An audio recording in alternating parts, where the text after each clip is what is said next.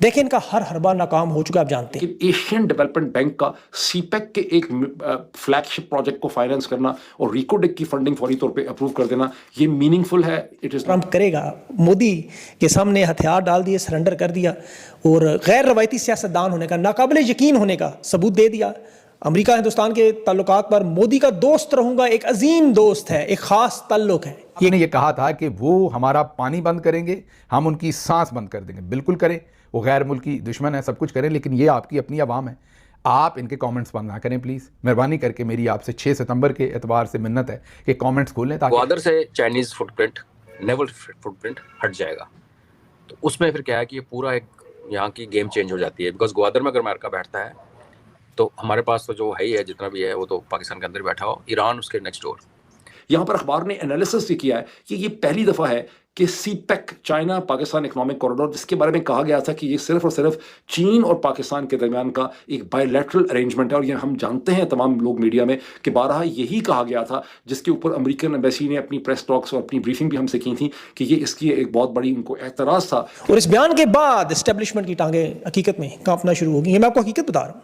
Trump और मोदी के दरमियान ये जब कशीदगी की खबरें मिली थी, यहाँ जश्न का समा था बिल्कुल, लेकिन एक महीना नहीं हुआ और डोनाल्ड ट्रंप के साथ वही हुआ जो आपको पता है, जो मोदी वाला मामला था। अब ट्रंप की देखें एक बड़ी मखसूस ज़हनियत और स्ट्रेटेजी थी। ये तो क्लियर है कि सीपेक से तो अभी चाइना का 60 बिलियन डूब गए, प्लस और जो डूबे वो तो पता ही नहीं है। तो अब पाकिस्तान को, जो चाइना की गोद में बैठा हुआ था, अमेरिका ने भी अपनी गोद में बैठा लिया। अब कुछ तो उसको कंपनसेट करना पड़ेगा, क्योंकि चाइना का जो सीपेक 2 था वो $100 बिलियन का था, $120 बिलियन, डबल था। 4 मरतबा इसने ट्रंप का फोन नहीं उठाया। ये भारत की ताकत है। वो चीन जो मिलने गया वर्ल्ड ऑर्डर को तोड़ने के लिए, ट्रंप को जो पैगामात भेजे, मोदी कामयाब हो गया उसमें। डेवलपमेंट बैंक ने रिकोडेक के लिए भी तकरीबन 460 या 480। नमस्कार दोस्तों, जय हिंद। ट्रंप के दबाव में पाकिस्तान ने चीन को बहुत बड़ा झटका दिया है, जिसके बाद चीन ने भी सीपेक की फंडिंग रोक दी है। दरअसल चीन की नजरें पाकिस्तान के काले खजाना खोदान रैकोडिक पर थी, जिसे चीन पाकिस्तान से लेने वाला था, लेकिन ट्रंप के दबाव में आके पाकिस्तान ने सीधे अमेरिका को दे दिया है, जिससे चीन को बहुत बड़ा झटका लगा है। उसके बाद चीन ने हाल ही में अपने सबसे बड़े रणनीतिक सहयोगी पाकिस्तान के साथ आर्थिक संबंधों में एक महत्वपूर्ण बदलाव किया है। सितंबर 2025 में चीन ने पाकिस्तान के प्रमुख इंफ्रास्ट्रक्चर प्रोजेक्ट के लिए फंडिंग रोक दी है, जिसके बाद पाकिस्तान अब दुनिया भर में भीख मांगता फिर रहा था। लेकिन अब खबर आई है कि एडीबी, जिसे यूएसए और जापान फंडिंग करते हैं, उसने पाकिस्तान को लोन दे दिया है। रिपोर्ट के मुताबिक चीन ने main line ML1 railway upgrade project के लिए $2 बिलियन की फंडिंग से इनकार कर दिया है। ये प्रोजेक्ट सीपेक का सबसे बड़ा हिस्सा था और कराची से पेशावर तक 1726 किलोमीटर के रेल कॉरिडोर को शामिल करता था। चुपती हुई डेवलपमेंट है जो पाकिस्तान में छपनी चाहिए थी, लेकिन यहाँ छपी नहीं है। पाकिस्तान के अखबारों में, डॉन ट्रिब्यून में तो बहुत ज़्यादा पिछले 72 घंटों से स्टोरीज छप रही हैं कि कैसे शहबाज शरीफ साहब ने क्लोरोफॉर्म या संघाड़ा सुंघाया शी जिनपिंग को और उनसे सीपेक 2 के बारे में बहुत सी कमिटमेंट्स ले ली हैं और बहुत ज़बरदस्त दूध और शहद की नहरें सीपेक 2 के हवाले से बहने वाली हैं। लेकिन हिंदुस्तान के अखबारात ये क्लेम कर रहे हैं, और पाकिस्तान का सीपेक 2 जो है वो खासा बढ़ गया है, क्योंकि उसका जो मेन फ्लैगशिप प्रोग्राम था, मेन रेलवे लाइन 1 जिसको ML1 कहते हैं, उस पे चीन ने खासे अरसे से, आपको पता है, चीन उसके पैसे नहीं दे रहा था, फंडिंग प्रॉब्लम था। चाइनीज़ को शक था कि ये वायबल नहीं है, पैसे रेज नहीं हो सकते। चाइनीज़ एनर्जी कंपनीज़ को और जो हाइड्रो इलेक्ट्रिक कंपनीज़ हैं उनको उनकी पेमेंट्स टाइम पे नहीं मिली या मिली ही नहीं है, और उनके वर्कर्स पे और उनके इंजीनियर्स पे हमले होते रहे। इन तमाम वजूहात से चाइनीज़ गुरेज कर रहे थे इसके ऊपर फाइनल फाइनेंशियल कमिटमेंट करने की। ताहम नवंबर 2024 के अंदर या 22 के अंदर या 23 के अंदर एक बार फिर चाइनीज़ ने रीअफर्म किया था कि हम इसको फाइनेंशियली सपोर्ट करेंगे प्रोजेक्ट को। लेकिन अब हिंदुस्तान के अखबारात ये कहते हैं कि अब पहले इकोनॉमिक टाइम्स का मैं आपको बता दूं कि इकोनॉमिक टाइम्स में तो ये लिखा है कि शहबाज शरीफ साहब ने बड़ी कोशिश की, बहुत तरले मिन्नतें किए शी जिनपिंग के और चाइनीज़ के कि आप मुझे इसके लिए 8-9-10 बिलियन डॉलर का जो है उस पर साइन करें, डॉटेड, जो फंसा हुआ अरसे से। लेकिन उनको चाइनीज़ ने टरखाया है और उल्टा उनको MOUs पकड़ा दिए हैं बहुत से $8.3 बिलियन के, जिनका ताल्लुक इलेक्ट्रिक व्हीकल्स के साथ है, इलेक्ट्रिक बैटरीज के साथ है, एनर्जी के प्रोजेक्ट से है, AI ड्रिवन प्रोजेक्ट से। जो होंगे या नहीं होंगे वो बात की बात है। तो उनको MOU के कागज़ पकड़ा के भेज दिया और उनको ML1 के कोई पैसे नहीं दिए।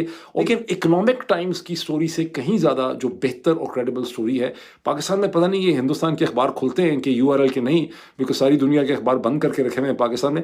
लेकिन आप में से जो लोग बरतानिया, अमरीका, मशरक़ वस्ता, दुनिया के मुख्तलिफ ज़रा बेहतर मुकामात के अंदर पाए जाते हैं, तो वहाँ पे आप इकोनॉमिक टाइम्स की स्टोरी वैसे ही अगर आप लिखें पाकिस्तान कॉमा CPEC या पाकिस्तान कॉमा ML1 रेलवे 1 वगैरह वगैरह, तो आपको ये स्टोरीज जो हैं ये मिल जाएंगी। जो फाइनेंशियल एक्सप्रेस है उसने बहुत बेहतर इसकी एक्सप्लेनेशन दी है। फाइनेंशियल एक्सप्रेस ने ये क्लेम किया है कि पाकिस्तान ने मेन रेलवे लाइन 1 की इनिशियल कंस्ट्रक्शन के लिए कराची टू कोटरी का जो सेगमेंट है उसके लिए एशियन डेवलपमेंट बैंक ADB से तकरीबन $2 बिलियन का एक एग्रीमेंट कर लिया है। एशियन डेवलपमेंट बैंक ने उसे अप्रूव कर दिया है और उसके साथ ही एशियन डेवलपमेंट बैंक ने रिकोडिक के लिए भी तकरीबन 460 या 480 मिलियन डॉलर जो हैं वो अप्रूव कर दिए हैं।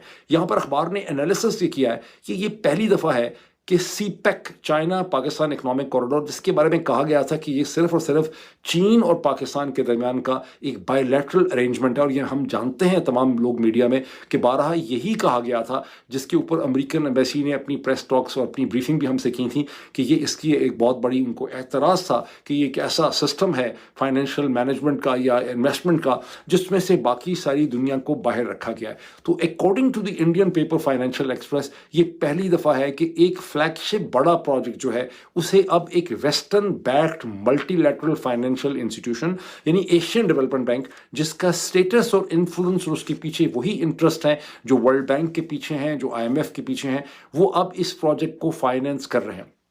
अखबार का ये भी कहना है कि इस वक्त पाकिस्तान की अर्जेंसी ये है कि पाकिस्तान मिनरल डेवलपमेंट के बहुत ही बड़े दुनिया के one of the biggest project जो है उसको इनिशिएट कर रहा है, जिसका नाम है रिकोडिक, और उसमें से जो मिनरल निकलने हैं उन्होंने एक्सपोर्ट होना है। हमें वैसे बहुत बताया गया था कि एक्सपोर्ट नहीं होगी, पाकिस्तान के अंदर प्रोसेसिंग होगी, हम रिफाइंड फॉर्म में इसे कहते हैं दुनिया को चीज़ें देंगे, वैल्यू एडिशन करेंगे, लेकिन वैल्यू एडिशन वगैरह लगता नहीं हो रही। फौरी तौर पर एक रेलवे लाइन चाहिए ताकि जो मटेरियल निकले रिकोडिक से कॉपर एंड व्हाटएवर उससे फौरी तौर पे पोर्ट्स तक पहुंचाया जाए, और चाइनीज़ इसके ऊपर इन्वेस्टमेंट करने को तैयार नहीं थे, इसलिए इसमें एशियन डेवलपमेंट बैंक ने उसके लिए भी पैसे रख दिए।